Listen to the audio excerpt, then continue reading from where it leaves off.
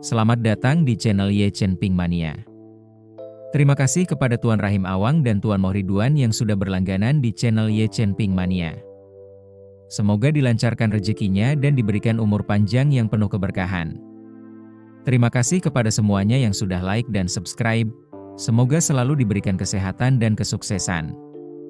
Naga tak terkalahkan bab 7480 sampai bab 7481. Di bar, pemimpin orang berpakaian hitam itu tidak mau hanya menunggu dengan dia menunggu sinyal kembali. Matanya melirik Tawana beberapa kali. Sosoknya yang tinggi dan proporsional langsung memicu pikiran-pikiran jahat dalam dirinya. Hari ini dimaksudkan untuk melancarkan insiden teroris global yang menggemparkan, jadi dia tahu dia tidak perlu menahan dorongan jahatnya. Maka, ia menghampiri Tawana sambil tersenyum dan berkata, "Nona Sweet, aku tidak pernah menyangka akan melihatmu di sini. Kau idolaku, dewiku. Aku sudah mengagumimu sejak lama." Tawana, gugup dan gemetar, menjawab, "Kalau begitu, bolehkah aku pergi? Aku di sini hanya untuk liburan. Aku tidak ingin mati di sini." Tatapan pemimpin itu tertuju padanya dengan nada sembrono, dan ia terkekeh, "Nona Sweet, sejujurnya, kita sedang melancarkan serangan teroris hari ini. Bagi saya, semakin besar kekacauannya, semakin baik. Dengan bintang besar seperti Anda di sini, bagaimana mungkin saya melewatkan kesempatan emas seperti ini?" Mendengar ini, Tawana gemetar ketakutan. "Tersedak, kalau kamu mau uang, aku bisa berikan semua yang kumiliki. Tolong, jangan sakiti aku."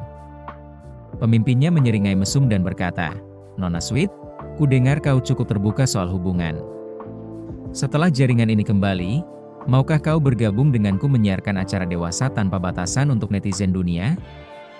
Tawana menggelengkan kepalanya panik, air matanya mengalir deras sambil terisak, "Aku mohon, jangan lakukan itu padaku. Aku tidak ingin orang yang kucintai melihatku dalam keadaan yang begitu hina untuk terakhir kalinya." Pada saat itu, Tawana tahu bahwa baik dia maupun orang-orang di sekitarnya tidak akan selamat malam itu. Mereka bukan bandit atau bajak laut, mereka teroris. Tak seorang pun di tangan mereka punya peluang untuk selamat. Ketakutannya bukanlah kematian, melainkan iblis yang mencemarinya di hadapan dunia. Jika Ye Chen melihatnya seperti itu, ia tak akan bisa beristirahat dengan tenang bahkan dalam kematian. Melihatnya menyebut orang yang dicintainya, sang pemimpin mencibir dengan nada mengejek, "Kau tak ingin siapapun melihat, tapi aku akan membuat seluruh dunia menonton. Aku ingin semua orang melihatmu ditaklukkan." Ekspresinya menjadi semakin menyeramkan saat dia tertawa kejam. "Tidak hanya itu, aku ingin dunia menyaksikan bagaimana aku membunuhmu. Melihat idola mereka, dewi mereka, dihancurkan sedikit demi sedikit, layu sampai mati." Tawana menatap matanya dan berteriak serak, "Kau iblis! Iblis terkutuk." Pemimpin itu tertawa terbahak-bahak, "Kau benar, aku iblis. Di tanganku, aku akan membuatmu berharap kau tidak bisa hidup atau mati."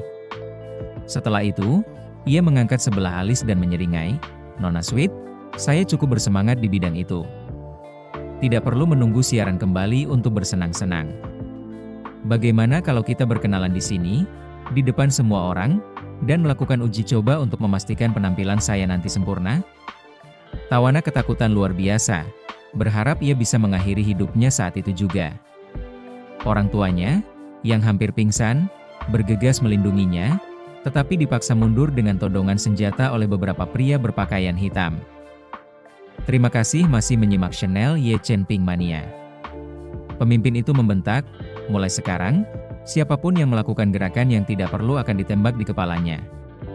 Orang tua Tawana tak berani bertindak gegabah, hanya mampu meringkuk sambil menangis terseduh-seduh. Tawana kini benar-benar putus asa. Ia menyadari baik dirinya maupun orang tuanya tak punya peluang untuk keluar hidup-hidup. Terakhir kali di Tokyo, Ye Chen telah menyelamatkannya. Kali ini di Maladewa, keajaiban seperti itu takkan terjadi. Karena tidak sabar, pemimpin itu menarik erat Tawana dan mencibir, "Mari, biarkan aku merasakan bagaimana rasanya hangatnya seorang superstar internasional." Sambil berkata begitu, dia mulai merobek bagian atas tubuhnya.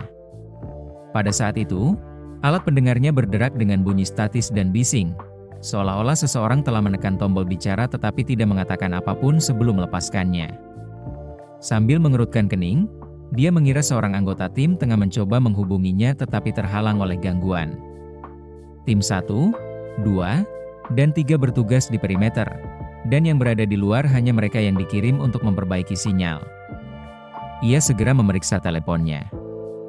Dia telah menunggu indikator kekuatan sinyal muncul di sudut kanan atas, tetapi setelah menunggu lama, tetap tidak ada perubahan. Kesal, dia menekan tombol komunikasi dan membentak, "Pak Tuasu, kenapa sinyalnya belum pulih juga? Saya siap menyiarkan acara untuk netizen dunia." Sumber suara tetap senyap. Alisnya langsung berkerut, perasaan tidak nyaman mulai merayapi. Sutua yang ingin dihubunginya adalah kapten yang lengannya telah dipotong oleh Ye Chen dan tenggorokannya telah digoroknya. Dia telah bekerja dengan Sutua selama bertahun-tahun.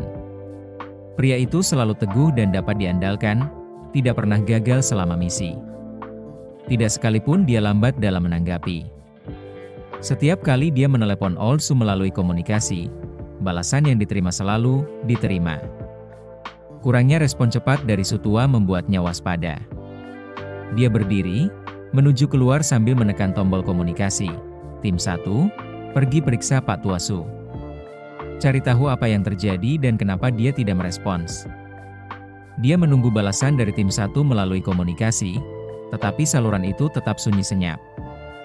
Ketegangannya meningkat, dan dia berhenti bergerak maju.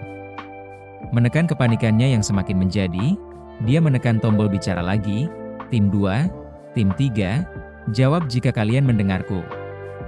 Tim 2 dan 3, yang juga ditugaskan bertugas di perimeter, terdiri atas 30 orang secara keseluruhan, termasuk tim 1. Tetapi dia tidak pernah membayangkan bahwa ke-30 orang itu tidak akan memberikan respons. Pada saat itu, hanya 6 orang dari tim 4 yang tersisa di sisinya. Kapten Olsu dan 3 prajurit yang dikirim bersamanya sama sekali tidak dapat dihubungi. Rasa dingin menjalar ke seluruh tubuhnya. Ia berbisik kepada salah satu pria berbaju hitam di sampingnya, "Pergi, periksa apa yang terjadi di luar." Pria terpilih itu, meskipun gugup, tidak berani melawan. Dengan keberaniannya, ia dengan hati-hati keluar dari bar. Tepat saat dia mencapai ambang pintu, dia membeku, berdiri tak bergerak. Melihatnya berhenti, pemimpin itu berteriak di belakangnya, "Apa yang kau lakukan? Cari tahu apa yang terjadi." Belum sempat dia berbicara, kepala lelaki itu tiba-tiba terjatuh dari bahunya dan berguling berhenti di kaki pemimpin itu. Bersambung.